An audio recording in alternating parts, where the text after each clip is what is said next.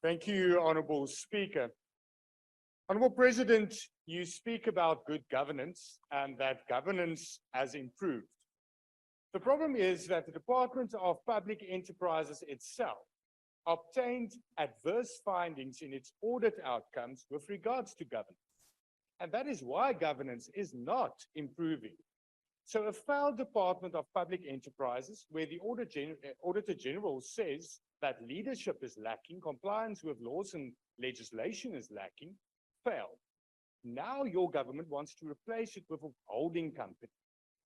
Mr. President, our problem is not only limited to electricity crisis. If you go and look at all the state-owned enterprises, they are failed and they are costing taxpayers money, and they are actually taking away money from the poor and vulnerable.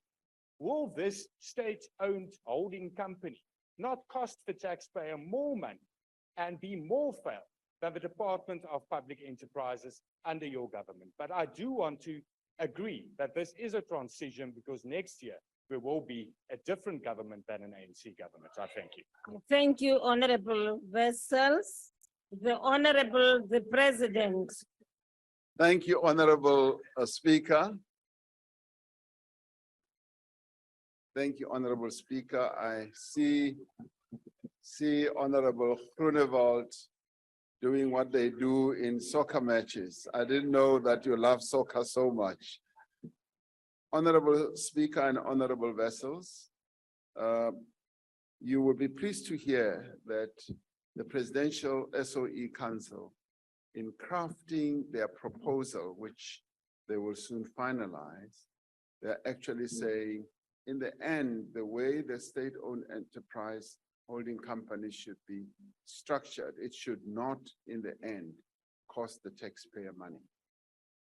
And we've got financiers who are looking very closely at how it should be structured and financed. And they have made it a point that we do not want this to be a drain on the fiscus. So I've taken quite a lot of courage from that, because even those who have, in a way, been a bit doubtful about whether this is the best way to go, when they have heard the structure and the way it could function and the coordination process, because it just does not leave things messy, and our state-owned enterprises in a messy situation, but well coordinated, but the policies and regulation being done by departments, and it is the shareholder relationships and the management thereof. They have taken quite a lot of courage and confidence in that. So it is a transition, not of the type that you're talking about. It is a transition to a better management of our state-owned enterprises. A number of our state-owned enterprises are operating rather well. I can cite one really good one, which I used to be associated with, Sasria. Sasria operates extremely well and has been one of those that has paid dividends from way back when I used to be a chairman thereof. And it was only now with the unrest that it needed some bailout money. But it has supported a lot of businesses, almost completely outside the mandate that it originally had. So we've got a number of state-owned entities that are working very well. And should I name another? There are quite a few. They are not coming to mind now as I stand here. But there are quite a number. The Denel, yes, you raised Denel. Denel, no, but Denel is one of its kind on our continent. One of its kind on our continent, and it's well positioned to compete with a number of arms manufacturers in the world. And the orders that Denel has now is just going to make it shoot right through the roof. But it has needed support. And we have decided to give it support rather than shut it down. I mean, the IP that resides in Denel is just amazing. Even those who come from outside, when they look at the IP that we've got, they are just amazed that we've got such a company on the African continent. No, but Eskom, we all know. I mean, we all know what's happening with Eskom.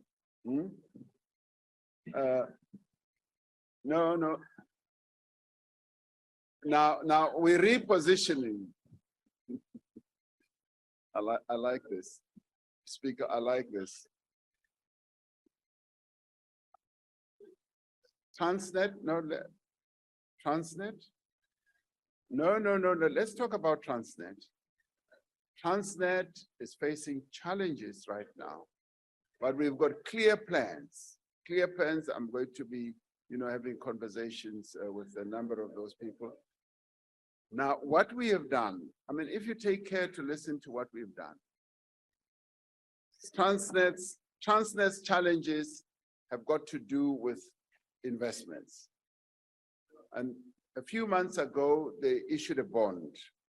They issued a bond which was oversubscribed, about $1 billion, well oversubscribed, which shows that investors still have a lot of confidence in the ability of Transnet to operate well. They're facing challenges now, and their challenge is investment.